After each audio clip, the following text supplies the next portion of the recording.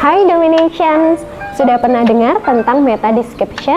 Apa sih sebenarnya meta description itu? Nah, di video kali ini kita akan membahas bagaimana cara menulis meta description yang baik dan efektif untuk website. Kita akan membahas mulai dari cara memahami target audience dan keyword, menyusun meta description yang tepat, hingga tips dan contoh meta description yang bisa membuat pengunjung tertarik untuk mengunjungi website kamu.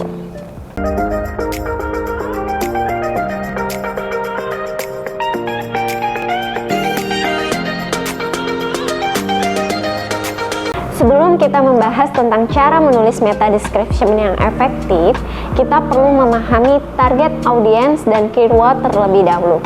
Pertama-tama, kita harus tahu siapa target audiens kita, atau dalam bahasa sederhananya, siapa yang kita tuju dengan konten yang kita buat.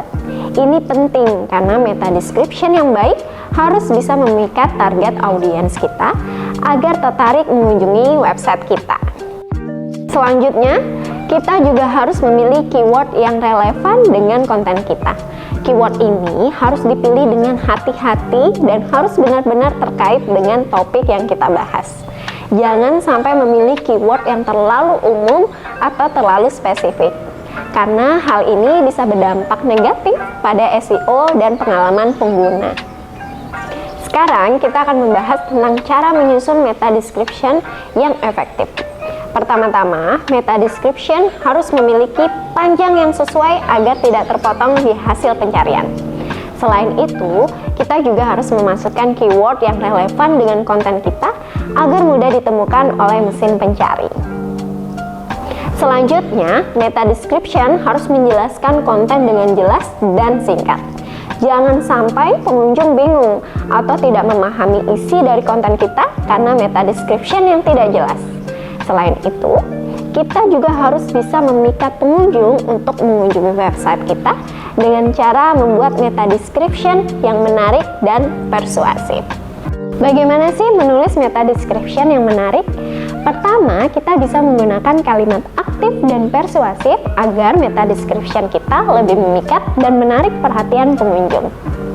Selain itu, kita juga harus menyertakan nilai unik dari konten kita agar pengunjung tertarik untuk mengunjungi website kita. Jangan lupa untuk menampilkan manfaat dari konten kita agar pengunjung merasa bahwa konten kita sangat berguna dan relevan dengan kebutuhan mereka. Namun, kita juga harus berhati-hati dan tidak meniru meta description dari pesaing kita. Kita harus bisa membuat meta description yang unik dan sesuai dengan konten kita agar tidak terlihat seperti duplikat dari meta description milik pesaing kita.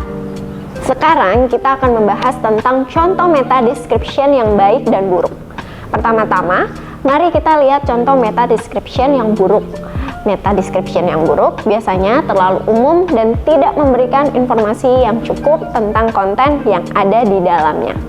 Contohnya seperti, website ini menyediakan berbagai informasi berguna untuk Anda.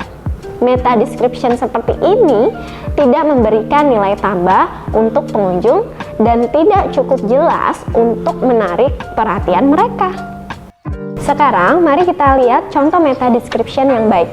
Meta description yang baik biasanya memuat keyword yang relevan dan memberikan nilai tambah bagi pengunjung. Contohnya seperti, temukan cara mudah dan efektif untuk mengelola keuangan Anda dengan tips and trik dari ahli keuangan di website kami. Meta description seperti ini memberikan informasi yang jelas dan berguna bagi pengunjung, serta dapat memikat mereka untuk mengunjungi website kita. Semoga informasi ini bermanfaat. Sampai jumpa di video-video selanjutnya.